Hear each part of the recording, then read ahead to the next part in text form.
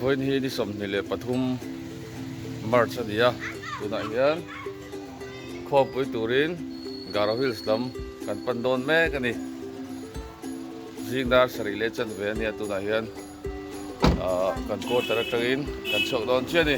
hello family bye kan chok don che Garo Hills kong ani amoy khop mai thing kong hi an nang khop ani chuan Israel hi chào được tôn niệm ô cả đến lâu càng Israel hi đã chào được tôn ô Israel cho chào được tôn niệm chú cũng mới ăn chào một tuổi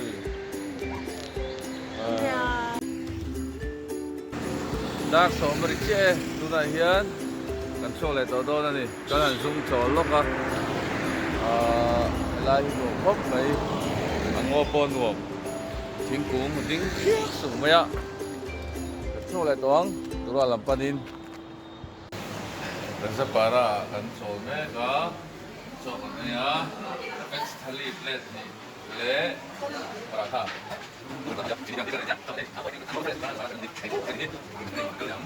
đã so cái don me còn so cái lo tôi này hen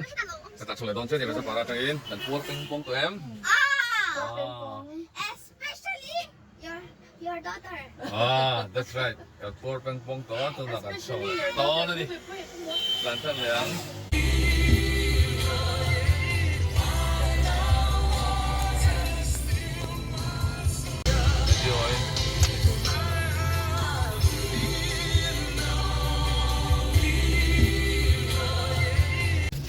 tu này tu không bị xuống lúc chưa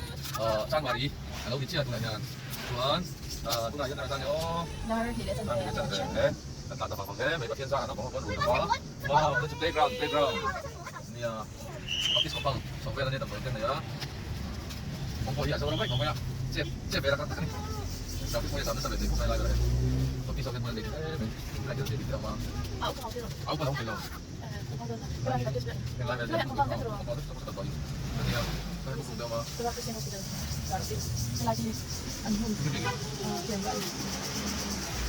mấy phòng còn tốt là ai nhỉ không Selain sekolah ni, college mah. tu này hiền Garo Hills tura kan theng to chuan cho de kan ei kham fela ei kan pastor te pumara katina kan theng do na hian in te pon lo siam nuam to khop maya varanda te chauka te lo siama motor da na tur po thade melo siam saka hela hian toilet bathroom thar te lo siam boka hi pumara katita nia an tak chuan hian toilet siam thar ania hela hianin syntax ten lo hobel boka chuan hi motor pa na turin milo siam saka pel khop mai ka pu hi chu chuan helai kan biak in ania helai hi pandal thi ani na zara biak in ne na in som turin thai kan khom pui don ani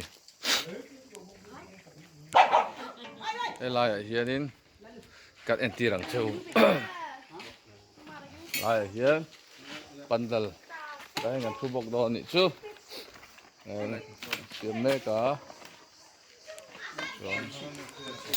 kan biak in chung lam panga thu thleng an rem khat to boka